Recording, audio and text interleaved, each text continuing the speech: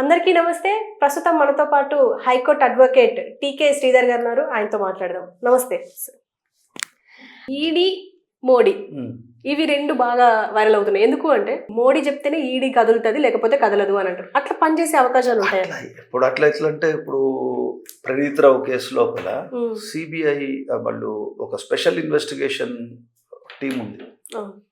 ఒక investigation team అని చెప్పి స్పెషల్ బ్యూరో ఏం చేశారు, 4 టెలిఫోన్స్ అన్ని కూడా ట్యాప్ చేశారు. అంటే కేసీఆర్ కేటీఆర్ చెప్తే చేసిరా? ఒప్పుకుందామా? చెప్పము అంటే ఒప్పుకుంటాం అట్లా.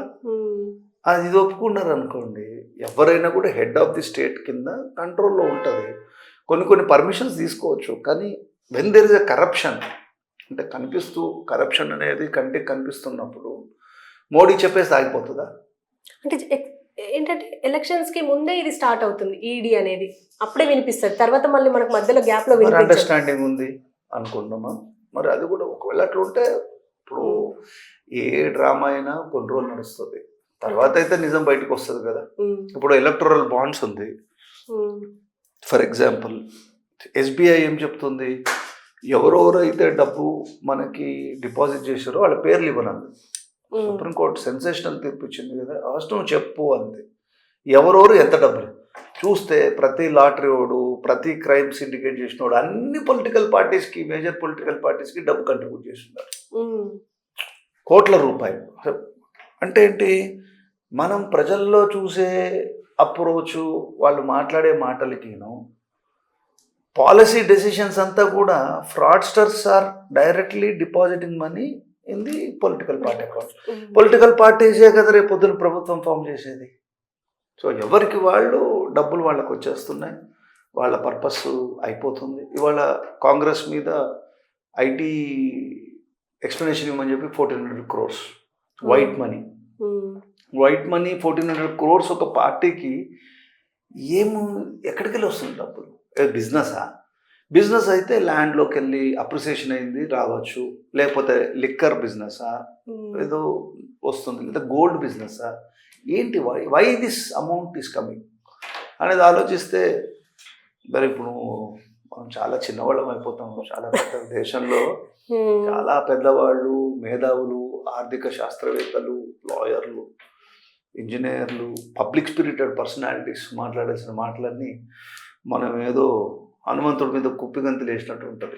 మనం మాట్లాడినా దానికి విలువ ఉండదు అంటే ఏదో చెప్పుతాం, కానీ దానికి ఉద్యమసూరులు కావాలి, వాళ్ళకంటూ ఒక మైక్ ఉండాలి, గంటలు వాళ్ళు లెక్చర్ ఇవ్వాలి, అప్పుడు ప్రజలు ఊగిపోవాలి, మార్పు రావాలి. అంతవరకు మార్పు రాదు.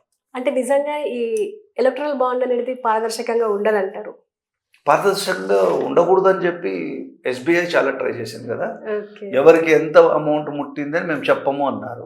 అయితే హైకోర్టు సుప్రీంకోర్టు ఏం చెప్పింది, పారదర్శకంగా ఉండాల్సిందే, నువ్వు ప్రజలకి రైట్ ఉంది to know to whom they are electing అని చెప్పి వాళ్ళు చెప్పినా వినకుండా మొత్తం డేటా వచ్చింది.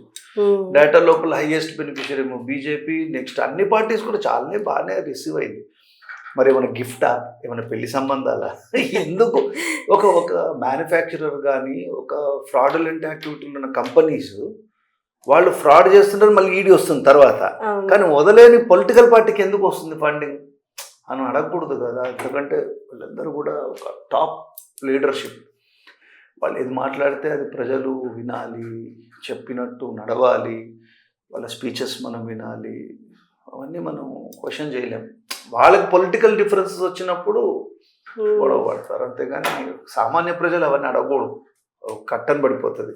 దేవుడికి పూజారి మధ్యలో ఏం చేస్తాడు, ఒకసారి కట్టన వేసి తర్వాత కట్టన తీస్తాడు కదా. కాబట్టి ఇంతవరకే మనం చూడగలగాలి. సీన్ బిహైండ్ ది స్క్రీన్ మనం we are not entitle to know. అయితే సుప్రీంకోర్టు ఏదో డైరెక్షన్ ఇచ్చేది, కొంచెం బయటకు వచ్చింది, కానీ ఏమైపోతుంది, తీసుకోవచ్చు, పార్టీకే వచ్చింది కదా అంటారు, తప్పేముంది అంటారు. సరే, ఇండైరెక్ట్ తీసుకునే బదులు డైరెక్ట్ తీసుకుంటున్నారు, తీసుకోనియండి. అంతే. అండ్ అఫిడవిట్ సంబంధించి తప్పుడు అఫిడవిట్ వేస్తే ఎలాంటి శిక్షలు ఉంటాయి? అంటే మనం జనరల్గా వింటున్నాం, ఫస్ట్ ఏమో బాగానే ఉంటారు, తర్వాత కొంచెం సంబంధాలు దెబ్బతినగానే మళ్ళీ వీడు తప్పుడు అఫిడవిట్ వేసాడు, ఎమ్మెల్యే గెలిచాడు అని చెప్పేసి. అఫిడవిట్ అనేది ఏంటంటే వాళ్ళు ఓత్ మీద చెప్తారు నిజం చెప్తున్నాము అని, దాన్ని అఫిడవిట్ అంటారు. ఆర్డర్ 19 ఆఫ్ సిపిసిలో అఫిడవిట్ యొక్క డెఫినేషన్ ఉంది.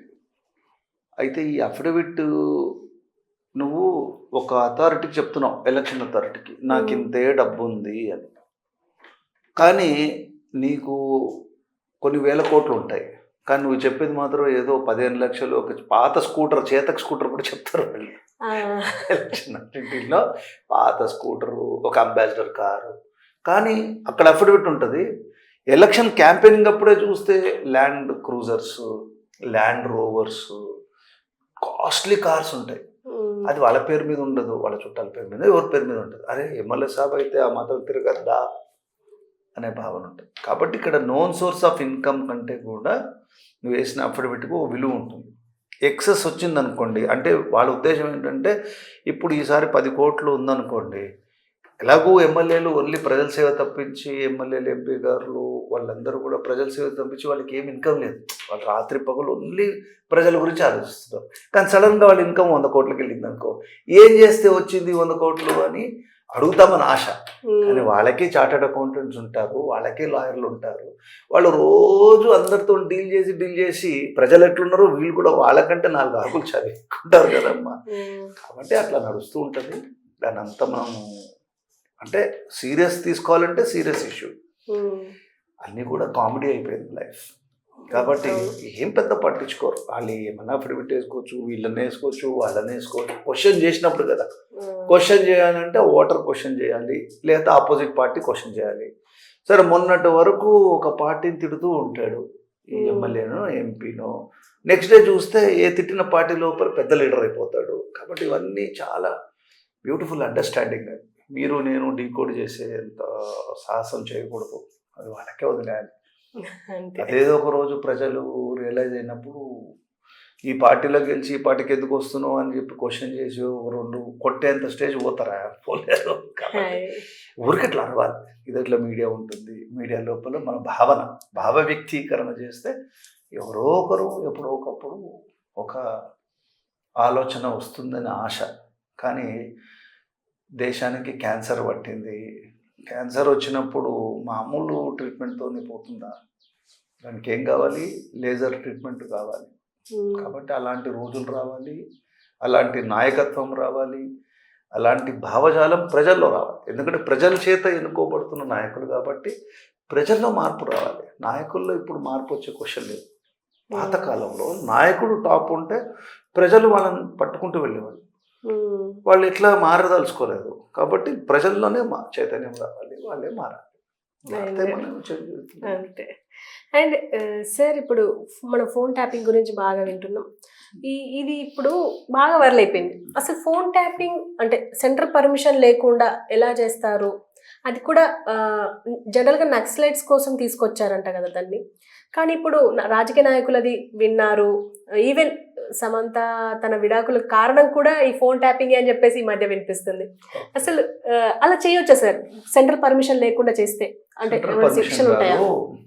ఒక 1985 ఇండియన్ టెలిగ్రాఫ్ యాక్ట్స్ అని చెప్పి ఒక యాక్ట్ ఉంది. యాక్ట్ లోపల టెలిగ్రాఫిక్ కమ్యూనికేషన్, ఫోన్స్ గురించి కానీ అన్నీ కూడా act is covering. Phone tapping అంటే ఏంటంటే మీ కాన్వర్జేషన్, మీరు ఎవరితోనో ప్రైవసీ, రైట్ టు ప్రైవసీ ఉంది కదా, వ్యక్తిగత స్వేచ్ఛ ఉంది. మీరు ఎవరితోనో మాట్లాడిందంతా కూడా ఒక అథారిటీ వింటుంది. ఎందుకు వినాలి? వేరేళ్ళ మాటలు నువ్వు ఎందుకు వింటున్నావు? 2 ఎక్సెప్షన్స్ టు ది రూల్ ఉంది. ఫస్ట్ ఏంటంటే ఒక దేశద్రోహి కానీ లేకపోతే ఇమ్మీడియట్ పబ్లిక్ ఆర్డర్కి డేంజర్ ఉంటే, వేరే ఎవిడెన్స్ అవైలబుల్ లేకపోతే union home secretary is the అథారిటీకి చెప్పాలి, ఇన్వెస్టిగేటింగ్ ఏజెన్సీ. అతడు పర్మిషన్ ఇవ్వాలి. ఆ పర్మిషన్ ఇచ్చాక అది కరెక్ట్గా జరుగుతుందా లేదా అని చూసేది రివ్యూయింగ్ అథారిటీ ఉంటుంది. ఒకవేళ తప్పు ఉంటుంది, అది ఇల్లీగల్ అని చెప్తారు. ఆ మిగతా మెటీరియల్ డిస్ట్రక్షన్ చేస్తారు. స్టేట్ గవర్నమెంట్కి వచ్చేసరికి state chief secretary is the authority. ఇప్పుడు మనం ఈ తెలంగాణలో చూసిన ఫోన్ టేపింగ్ యాక్ట్ లోపల ఏం చూస్తున్నామంటే police have with the permission of the government లేకుండా కోట్ల రూపాయలు ఇజ్రాయలీ ఎక్విప్మెంట్ రాదు కదా. సో ఆ డబ్బంతా తీసుకొని వాళ్ళు కొనుక్కొని ఎవరెవరు వ్యక్తిగత స్వేచ్ఛలో ఉన్న మాటలు కూడా వినేస్తున్నారు. ఆఖరికి మన ముఖ్యమంత్రి గారి ఇంట్లో వారి పర్సనల్ రూమ్లో ఉన్న మాటలు కూడా వింటున్నారు. అంటే వీరే మళ్ళీ కేటీఆర్ గారు ఒక స్టేట్మెంట్ చేశారు, మేము ఇద్దరు ముగ్గురు కొంచెం క్రిమినల్స్ లాంటి వాళ్ళది చేసి ఉండొచ్చు కానీ అంటున్నాడు. ఎంత తప్పిదం అంటే అంటే మనం ఏం మాట్లాడుతున్నాం కూడా అర్థం కావట్లేదు. అది మాట్లాడడం వల్ల యూఆర్ అడ్మిటింగ్ కదా. అసలు first of all there is a procedure established by law. కానీ మేము చేసి ఉండొచ్చేమో ఆయన పోలీస్ కానీ కూడా చెప్పకూడదు నువ్వు, ఎందుకంటే ఆయన హోల్ అండ్ సోల్ ఉంటాయి కాబట్టి కొన్ని తెలిసి తెలియకుండా మాట్లాడగానే ఇమ్మీడియట్గా గోల్ పడిపోతుంది. సెల్ఫ్ వికెట్ ఉంటుంది కదా క్రికెట్లో, బాల్ ఎటో కొట్టబోయి 6 కొడతా అనుకొని వికెట్ ఎగిరిపోతుంది. కాబట్టి అలాంటిది ఇవన్నీ కూడా ఏంటంటే ల్యాక్ ఆఫ్ అండర్స్టాండింగ్. నాయకులు అనేవాళ్ళు ఏదో వాళ్ళకి ఒక కులము అడ్డు పెట్టుకోను, బాగా ధనం అడ్డు పెట్టుకోను, వాళ్ళకున్న ఒక కాంటాక్ట్స్ వల్ల పొలిటికల్ పార్టీస్ ఉన్న కాంటాక్ట్స్తోని లీడర్లు అయిపోతున్నారు. కానీ రియాలిటీ అర్థం చేసుకునే నాయకులు పుట్టట్లేదు, అసలు చదవట్లేదు. లెజిస్లేటర్ అనేవాడు ఎవడు, చట్టాలు చేసేటోడు. కానీ చట్టాలు చేసేటోళ్ళకి అసలు బేసిక్స్ ఆఫ్ చట్టం తెలియకపోతే ఏదంటే అది మాట్లాడేస్తున్నారు. సరే, అది ఫోన్ ట్యాపింగ్. ఆయన రాధాకృష్ణరావు గారని, ప్రభాకర్ రావు గారని, తిరుపతన్న, ప్రణీత్ కుమార్ చూస్తే మరి వాళ్ళందరూ కూడా ఒకే అంటే ఒక టైప్ ఆఫ్ ఇన్స్ట్రక్షన్ ఉండకుండా అంతంత డెసిషన్స్ తీసుకోరు. ఎందుకు అంత ఇన్స్ట్రక్షన్ అంటే పొలిటికల్ పార్టీని ఎదుర్కోవాలంటే ఎదుర్కోవాలి, కానీ వ్యక్తిగతంగా అట్లా వెనకపడకూడదు. అది ఎక్కడికి వెళ్ళిపోయారు. సమ్ ఫిలిం స్టార్స్ని కూడా బ్లాక్మెయిల్ చేస్తున్నారు అంటున్నారు అని వీళ్ళు చెప్పడం కాదు, ఆ ఎవిడెన్స్ పెడితే అప్పుడు దానికి ఒక విలువ ఉంటుంది. దానికి మినిమం 5 years శిక్ష ఉంటుంది. అన్నిటికంటే కూడా అది it's not a correct thing. ఒక వ్యక్తి యొక్క వ్యక్తిగతం అంటూ ఇంకా నువ్వు ఏమి ఇస్తున్నావు? రాజ్యాంగం కల్పించిన హక్కు ఆర్టికల్ 21 కింద పుట్టస్వామి జడ్జిమెంట్ లోపల చాలా స్పష్టంగా చెప్పింది, ఖరక్ సింగ్ జడ్జిమెంట్ లోపల చెప్పింది. 1965 నుంచి ఎవాల్వ్ అయ్యి వస్తుంది లా వ్యక్తిగత స్వేచ్ఛ మీద. సో ఫోన్లు ఎంతవరకు దాన్ని మల్కానీ వర్సెస్ స్టేట్ ఆఫ్ మహారాష్ట్ర అనే ఒక కేసు లోపల ఇల్లీగలీ ప్రొక్యూర్డ్ ఎవిడెన్స్ తీసుకోవచ్చా లేదా అనే చాలా డిస్కషన్స్ చాలా కోర్టులో చేసింది. కానీ మనకి ఉన్న సెలబ్రేటెడ్ జడ్జిమెంట్ అంటే పుట్టస్వామి, తర్వాత PUCL అనేవాళ్ళు civil liberties versus union of India, అట్లాంటి కేసెస్ లోపల దాని పారామీటర్స్ ఇచ్చారు. ఆ పారామీటర్స్ దాటి పొలిటికల్ అపోనెంట్స్ మీద మనం అది చేయడం ఒక హీరోయిజం అనుకుంటే అది తప్పు. చేశారు, మరి దానికి వీళ్ళే కాదు చేసిన వాళ్ళు, వీళ్ళు ఓన్లీ పబ్లిక్ సర్వెంట్స్, వాళ్ళకి ఎవరో ఒకరు గైడెన్స్ ఇచ్చి ఉంటారు కదా. వాళ్ళు ఎవరనేది బయటకు వస్తే అప్పుడు నిజమైన కరెక్ట్ ఫోన్ ట్యాపింగ్కి శిక్ష వస్తుంది. అప్పుడు కరెక్ట్ ట్రాపింగ్ అవుతుంది, ట్యాపింగ్ నుంచి ట్రాపింగ్ అవుతుంది. లేకపోతే ఊరికనే కొన్ని రోజులు మాట్లాడేసి ఎలక్షన్స్ వరకు మాట్లాడేసి తర్వాత సైలెంట్ అయిపోతుంది. అదే. అండ్ సార్, ఇప్పుడు మనం ఎక్కువగా అంటే ఇప్పుడు సోషల్ మీడియాలో చూసినా ఎక్కడ చూసినా ఈ AI బాగా వినిపిస్తుంది. ఇప్పుడు ఎక్కువ డీప్ ఫేక్ మనము రష్మిక మ్యామ్ ఆమె విషయంలో చూసినాం. చాలా మంది విషయంలో డీప్ ఫేక్ అనేది బాగా ఇబ్బంది పెట్టిన విషయాలు కూడా మనం వార్తల్లో చూసాం. ఈ డీప్ ఫేక్ చేసిన వాళ్ళకి అంటే ఆ మిస్యూజ్ చేసిన వాళ్ళని AIని వాళ్ళకి ఎలాంటి శిక్షలు ఉంటాయి సార్?